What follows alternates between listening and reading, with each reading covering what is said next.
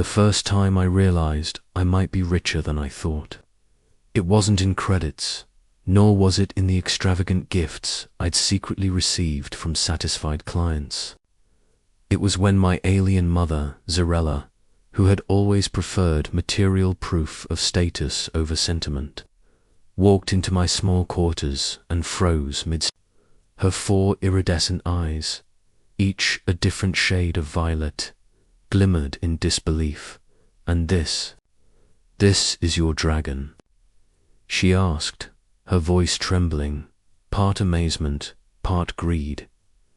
I nodded, careful not to meet her gaze too directly. "Yes, Mum.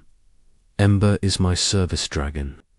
Ember, a sleek, sapphire-scaled creature, barely larger than a large dog, but exuding the quiet authority of a guardian 10 times his size, lifted his head and sniffed the air.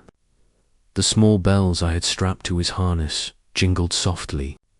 He had been trained to assist me with delivery runs, carry goods across harsh terrain, and even handle minor security threats. What my mother did not yet know was that Ember wasn't just loyal, he was profitable. "Service dragon," Zarella repeated, the words tasting strange in her mouth. "And he brings in credits." I swallowed. "Yes, Mum. I've been running the courier service on the outer colonies. Ember does most of the heavy work. We've been quite successful." Her eyes widened further, a faint sheen of drool forming at the corners of her mandibles. "And you never told me." I shrugged. "I thought you'd, want me to do more human work that isn't dangerous. Or maybe you'd want a cut." "Cut?" Zarella's voice rose, a shrill echo in the cramped quarters. "Child, I raised you. I deserve a cut of this fortune." Before I could respond, a commotion outside caught our attention. A sleek, silvery hovercar skidded to a halt, and out stepped my brother, spoiled, loud, and with the kind of arrogance only a life of indulgence could foster. He strutted into the room with the air of someone who already owned the universe. "Mother," he shouted, throwing his arms open, "you did not tell me our brother has become rich." Zarella's 4 eyes turned to him, sparkling like gemstones. "Trivan, he has a service dragon, and it makes money. Lots of it." Trayvon's jaw practically hit the floor. "A service dragon? And you've been keeping it from me? That's outrageous." "Sit down," I said, firmly but calmly. "I'm not giving you any credits. Ember is my partner. I earned this, both the credits and the work. You don't get a share just because you're family." Ember hissed softly, low in his throat, the sound vibrating through the floor. He was small, but he could make his displeasure known. Trayvon, clearly startled by the sound, stumbled backward a step. "Family doesn't matter if you have resources," Trayvon snapped. "Mother, you should insist he shares." Zarella hesitated, the greed in her eyes warring with the maternal instinct she had once claimed for herself. "Child, this is a great opportunity. Surely you understand, he can't just keep all of it." I stood, letting my height match my rising irritation. "Mum, Ember and I have built this from scratch. Every credit comes from long days, long nights, and dangerous runs across unclaimed territories. It is ours, not yours, not Trayvon's. If you want to profit, earn it yourself." Trayvon scoffed, waving his hand dismissively. "Dangerous, huh? You make it sound like a heroic journey. You drag a dragon through the dust and rocks, then collect credits for deliveries. You're practically playing a game." "Then watch closely, little brother," I said, "because you'll see that playing a game feeds not just Ember, but everyone who counts on us to deliver their goods safely. This isn't entertainment. It's survival, and we do it well. Ember, sensing my agitation, moved closer to me, his tail brushing against my leg. It was a silent reassurance that whatever came next, we faced it together. Zirilla finally broke the silence, her voice softening but still tinged with greed. Well, perhaps just a small share. It's for the family. We could all prosper together. I shook my head firmly.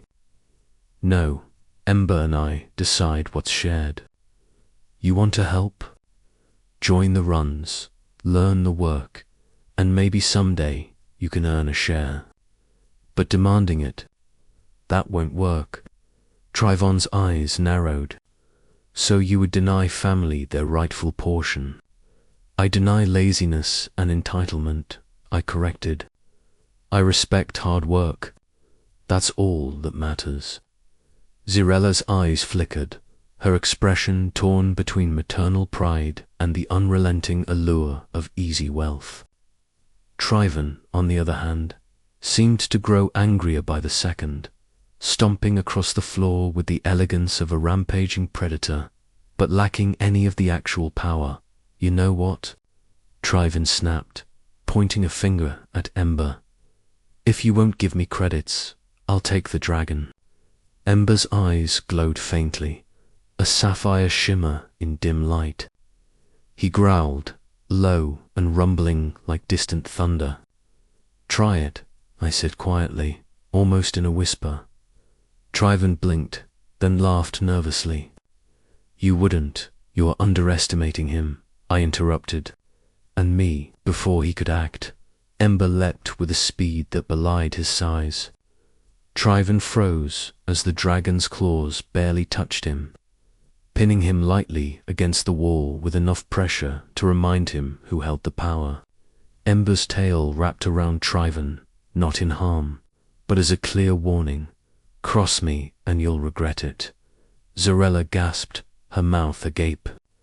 Child, you're dragon he's. Yes, Mom, I said. Ember doesn't just work for me. He protects me. Anyone who tries to take what we've earned will face him first. And anyone who tries to claim unearned wealth, they'll learn respect the hard way. Trivon stammered, half terrified, half angry. You just learned your place, I said. If you want credits, you can earn them the way Ember and I do. Until then, you'll respect our work. Zirilla, finally seeing the determination in both Ember and me, sagged into a chair. Perhaps. I misjudged you, she muttered, not fully admitting it, but enough to show she was beginning to understand.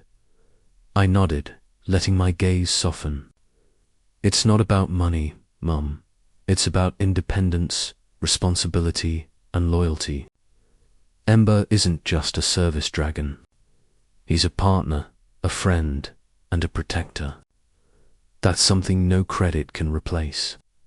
Ember nuzzled my shoulder, the bells jingling lightly. Trivon, still pinned, muttered something under his breath and slunk toward the door. Realizing he had lost this battle without any bloodshed, Zirilla sighed and shook her head. I suppose. There's honor in this work. Perhaps I've been too focused on status and wealth.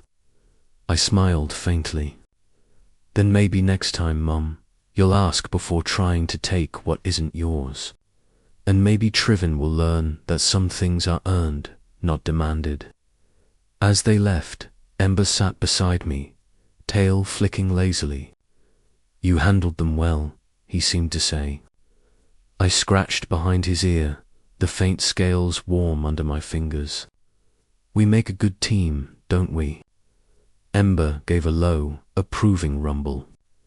We had faced family greed, entitlement, and threats, and we had won not through strength alone, but through unity, skill, and trust. In a galaxy that often prized power over merit, we had carved out our own small corner, one delivery at a time. Later, as the stars blinked beyond the viewport of my quarters, I realized something important. Money could come and go, families could quarrel, but the loyalty of a companion like Ember and the respect we earned together was far more valuable than any credit in the universe.